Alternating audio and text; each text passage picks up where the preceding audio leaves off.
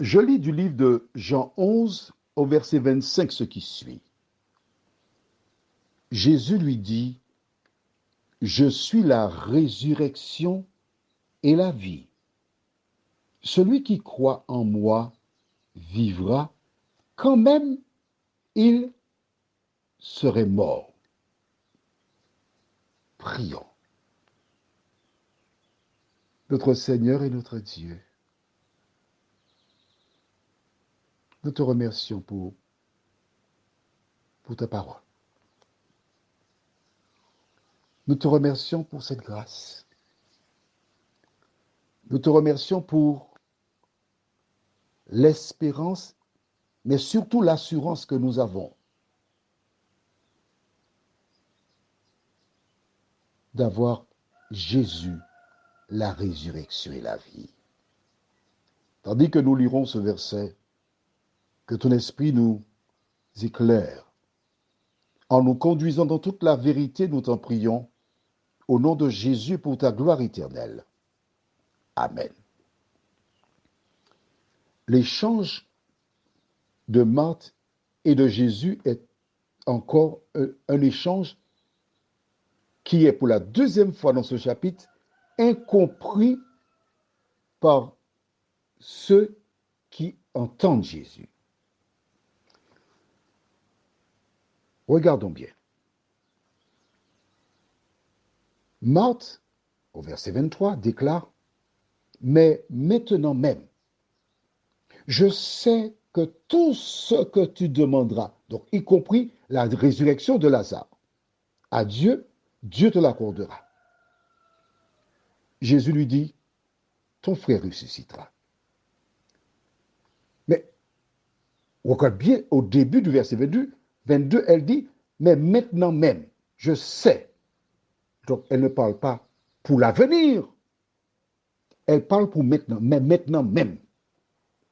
Jésus répond à le maintenant même, ton frère ressuscitera.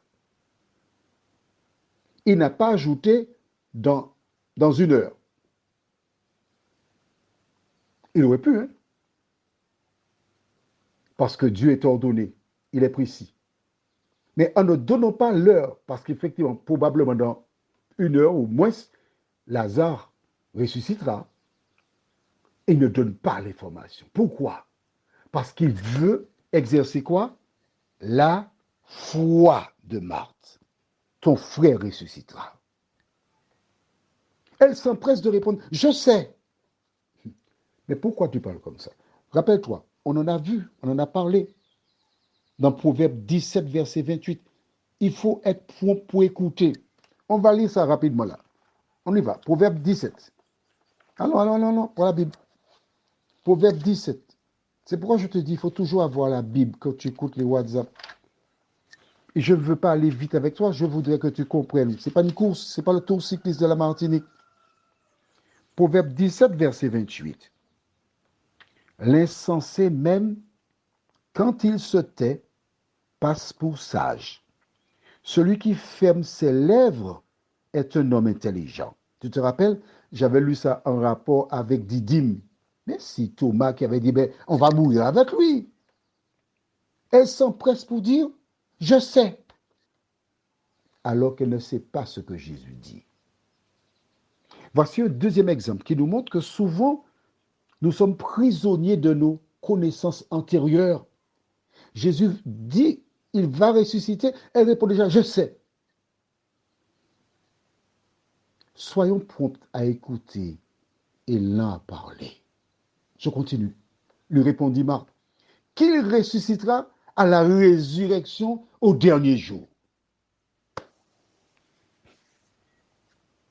À cela, elle fixe la date de la résurrection de Lazare. Jésus lui dit, je suis la résurrection et la vie. Qu'est-ce que ça veut dire? Lorsqu'elle dit, il ressuscitera à la résurrection, Jésus lui dit, mais Marthe, que dis-tu là? Mais c'est moi la résurrection. Donc c'est moi la résurrection et la vie, je suis là. Lazare va ressusciter là. Est-ce que c'est clair pour toi? Mais a-t-elle compris cela? Prions. notre Seigneur et notre Dieu. Pour la deuxième fois, nous voyons que lorsque Jésus parle, comme Thomas, Marthe est prisonnière des convictions, des croyances, des traditions.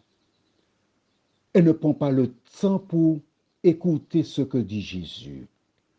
Elle fait exactement comme beaucoup de personnes qui ont des idées préconçues et qui, à chaque WhatsApp qu'ils entendent, au lieu de s'arrêter, prendre la Bible, lire et dire, Seigneur, le monsieur a dit ça, laisse-moi lire, que ton esprit m'indique, montre-moi, Seigneur. C'est tout ce qu'ils ont à faire.